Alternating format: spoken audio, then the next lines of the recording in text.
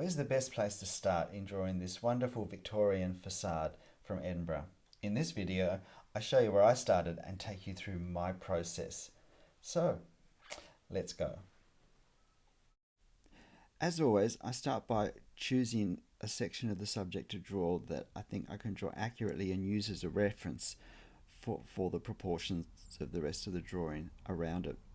What particularly appealed to me in this drawing was these deeply recessed windows that create, I thought, a lot of interest in the facade. So I particularly want to capture those and to make sure I set them back far enough, which means I have to be really observant with the depth and make sure I add enough lines to create the sense of depth, but also the fact that because the windows are so deeply set back, they change as they recede further away with the compression that we get with foreshortening. So as they move to the left, I actually see less and less of each window. And so it's important that I capture that between, particularly the window on the right and the window on the left. The window in the center, of course, is a bit different. And then as I go vertically, I make sure that I line the windows as accurately as possible with the ones underneath, because there is a very strong vertical feeling in this facade, and that's what I want to capture, this long, thin facade.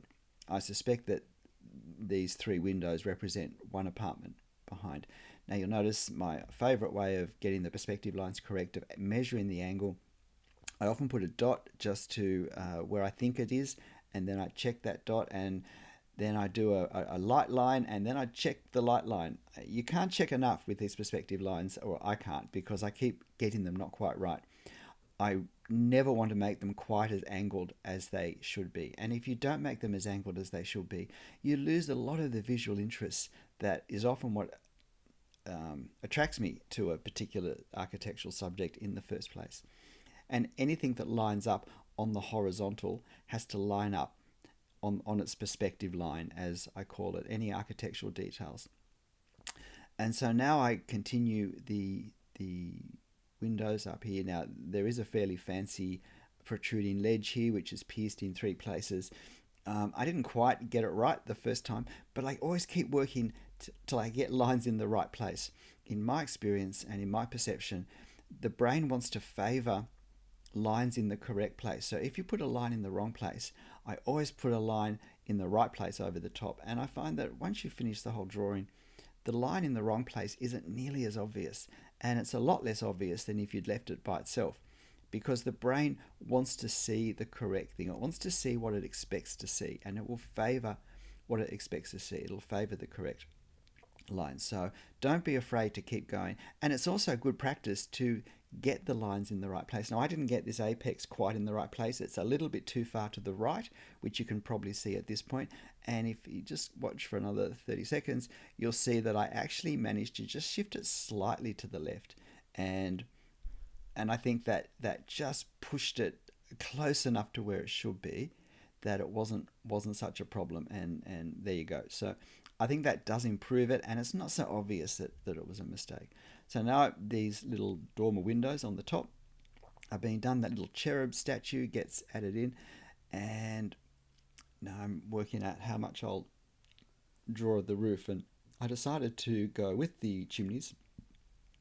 And the further away you go from the starting point, the more you'll see how accurate all your different parts have been as to whether things come together. And it's not too bad here. It's not 100% accurate, but close enough. With these chimneys, it's really important to get that sense of perspective correct. The horizontal lines going off to the right also have their own perspective, and it's important that we, again, the angle increases as those lines move further away from from eye level. Just doing this bit at the base now.